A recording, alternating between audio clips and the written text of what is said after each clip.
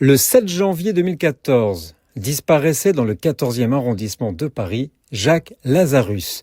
Officier exclu de l'armée française en raison des lois antisémites, il rejoint la résistance en février 1943 et plus précisément l'armée juive, qui deviendra l'organisation juive de combat qui s'est donné pour mission de combattre l'occupant nazi et de protéger les juifs de France.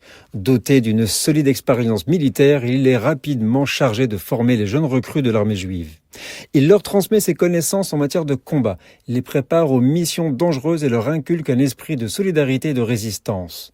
Au-delà de son rôle d'instructeur, il est également un organisateur hors pair. Il participe à la mise en place de réseaux de résistance, à la récupération d'armes et à la coordination des actions de sabotage. Sous son impulsion, un maquis juif autonome est créé à Bic, dans le Tarn. Ce lieu devient un refuge pour les juifs persécutés et une base arrière pour les opérations de résistance.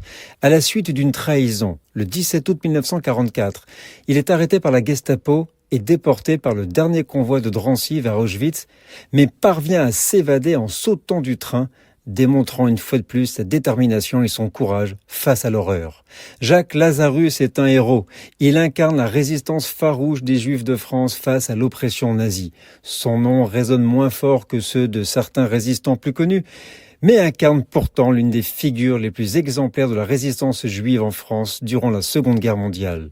En choisissant de se battre pour la France tout en affirmant son identité juive, il incarne une double résistance contre l'occupant nazi et contre l'antisémitisme. Son histoire nous rappelle l'importance de ne pas oublier les héros méconnus, ceux qui ont œuvré dans l'ombre pour sauver des vies. Jacques Lazarus est bien plus qu'un simple résistant.